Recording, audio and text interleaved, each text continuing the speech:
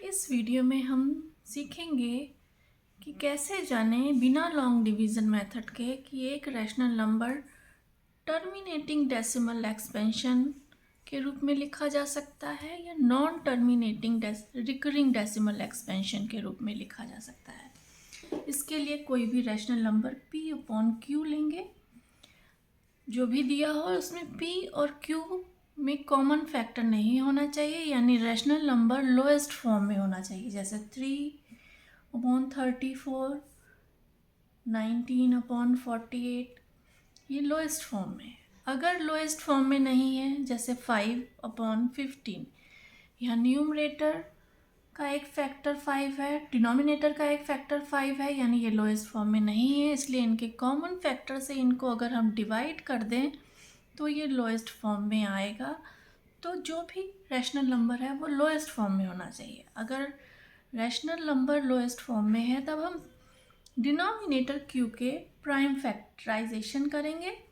अगर prime factorisation करने पे डिनोमिनेटर इस फॉर्म में लिखा जा सकता है 2 to the power m into 5 to the power n, तो इसका मतलब है p अपॉन q का डेसिमल एक्सपेंशन टर्मिनेटिंग होगा। यहाँ m और n rational number whole number हैं, जैसे कि 0, 1, 2, 3, 4 एक्सेट्रा। अब 2 to the power m into 5 to the power n का मतलब है q का प्राइम फैक्टर या तो केवल 2 होना चाहिए या केवल 5 होना चाहिए या केवल 2 और 5 दोनों होने चाहिए, इनके अलावा कोई नहीं होना चाहिए।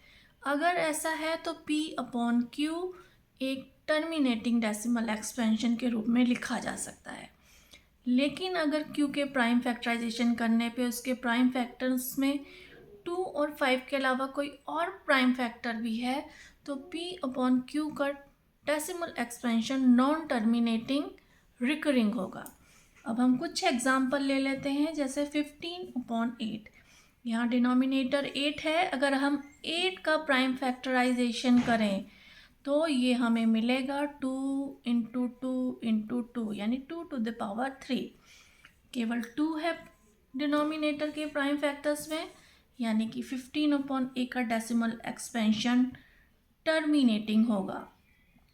इसी तरह अगर हम एक दूसरा एग्जांपल लें 37/100, 100 का प्राइम फैक्टराइजेशन करेंगे तो हमें मिलेगा 2 to the 5,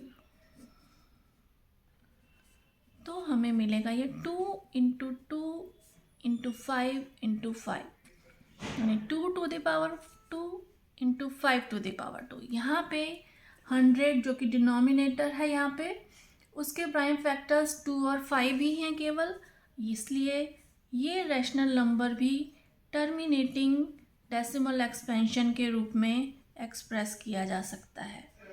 अब हम एक दूसरा एग्जांपल लेंगे 8/25। 25 हमें पता है, हम 5 इंटू 5 के तरह लिख सकते हैं, यानी 5 to the power 2। यहाँ पे भी डिनोमिनेटर का प्राइम फैक्टर केवल 5 है, इसलिए ये रैशनल नंबर भी केवल टर्मिनेटिंग डेसिमल एक्सपेंशन के रूप में लिखा जा सकता है। अब एक दूसरा एग्जांपल लेंगे 19/48। अब अगर हम 48 के प्राइम फैक्टर्स निकालें तो ये होगा 2 एकम 2, तो ये होगा 2 इंटू 2 इंटू 2 इंटू 2 इंटू 3, यानी 2 to the power 4 इंटू 3, यानी 48 के प्राइम फैक्टर्स 2 हैं, उसके अलावा 3 भी हैं। यहाँ पे 2 और 5 ही होना चाहिए, केवल 2, केवल 5 या 2 और 5, लेकिन यहाँ पे 2 है और उसके अलावा 3 भी है, इसलिए इस रैशनल नंबर का डेसिमल एक्सपेंशन नॉन टर्मिनेटिंग और रिकरिंग होगा, नॉन टर्मिनेटिंग रिकरिंग होगा। अब हम एक और एग्जांपल ले लेते हैं, जैसे कि 9/21।